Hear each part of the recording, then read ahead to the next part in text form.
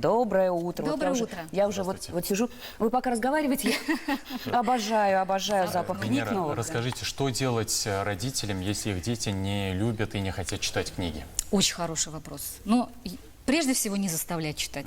Вот именно не заставлять. И вы знаете, как это банально не звучит, но показывайте собственный пример. Вот когда взрослый, родитель читает книгу, ну то есть ребенок это же видит, и то, что делает мама или папа, уже априори он начинает это все сам пытаться делать. И тем более, если взрослые, прочитав какую-то интересную книгу, поделятся с ребенком впечатлением, что вот какой-то книге такой сюжет, такой-то книге такой сюжет. То есть вот это вот чтение преподнести как какое-то увлекательное путешествие в тот или иной сюжет. И помимо этого, безусловно, конечно же, даются летние вот эти все списки, да, в школах, что рекомендуется прочитать. И, как правило, дети тоже не всегда с радостью это делают, поэтому здесь с этим списком просто нужно сесть, поработать, сказать, что бы ты прежде всего хотел почитать.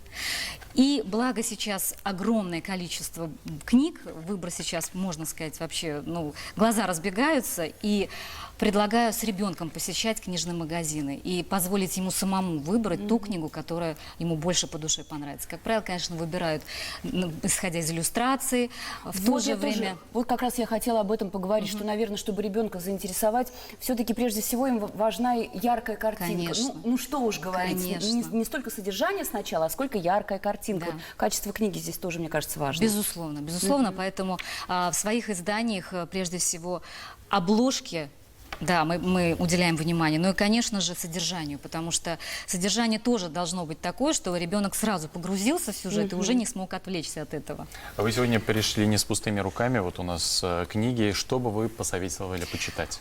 Вот здесь несколько книг, так скажем, которые вот рекомендуем к чтению. Это из серии энциклопедия детская, да, это о собаках, это «Минимтайным», это «Мое тело», да, на татарском языке.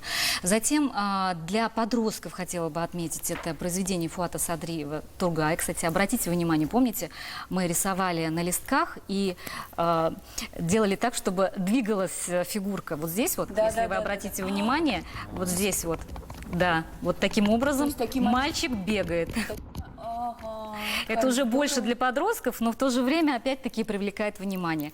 Затем предлагаем почитать «Азбука безопасной жизни». Это книга, которая позволит ребенку стать просто очень грамотным во всех неожиданных ситуациях жизни, начиная с занятия спортом, заканчивая тем, если он дома один остался, если в транспорте перебирается и так далее. То есть это вообще книга, которая вот сразу же открываешь, и сразу же ярко представлены правила, как действовать в той или иной ситуации. И главное, то, что жизненной. коротко, ненавязчиво. Да. И еще на 2 языках. На 2 языках. Да, вот хотела обратить внимание, то, что замечательные книги, они еще замечательны тем, что действительно они на 2 языках. Вот, допустим, и на татарском, и на русском. Ну, вот, здесь же хотела бы обратить внимание наших современных авторов. Вот, например, Роза Хузахметова, Димкины рассказы. Это такой летний формат подачи увлекательных рассказов, который погрузит ребенка вот в это, так скажем, какие-то необычные ситуации жизненные.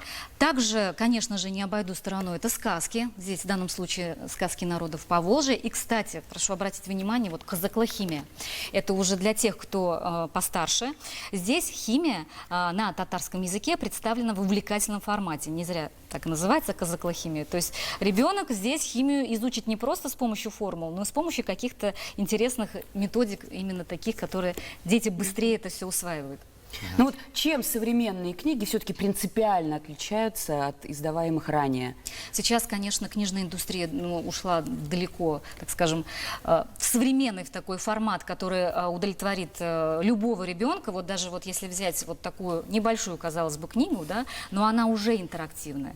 То есть здесь есть наклейки, пожалуйста. Ребенок прочитает произведение, потом сможет исполнить какие-то задания здесь. Затем здесь на обратной стороне QR-коды, где можно посмотреть этот мультфильм, где можно аудиоформат послушать. И также, к примеру... Там и звуковое, по-моему, оформление у вас нет? Вот да, я вижу кнопочки вот здесь. это, пожалуйста. Это да. Это уже произведение, которое Какая можно с прелесть. ребенком прочитать чуть ли не с рождения, да, потому что книга Замечательно. картонная, и она уже сразу же учит не только читать, но и правильно произносить, правильно говорить. Замечательно. В общем-то, арсенал очень богатый, и в то же время хорошее подспорье для того, чтобы привить любовь к чтению, это аудиокниги.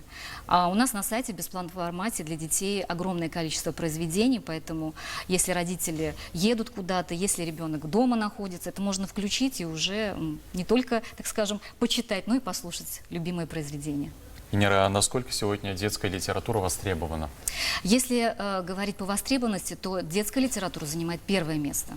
То есть из всех сегментов, из всех жанров, затем идет историческая, другая литература, но первое место это детское. И это не может не радовать, потому что как раз подрастающее поколение, мы, приучая к чтению, мы же их воспитываем и делаем их добрее, умнее, грамотнее. Ну, действительно, вот такая вот замечательная, благая цель. И вот действительно такими яркими книгами мы прививаем с раннего, с малых ногтей, как говорится, да. любовь к чтению. Поэтому спасибо вам большое. Спасибо. И я сама прям, мне все хочется. Все хочется. Замечательно. Спасибо вам огромное.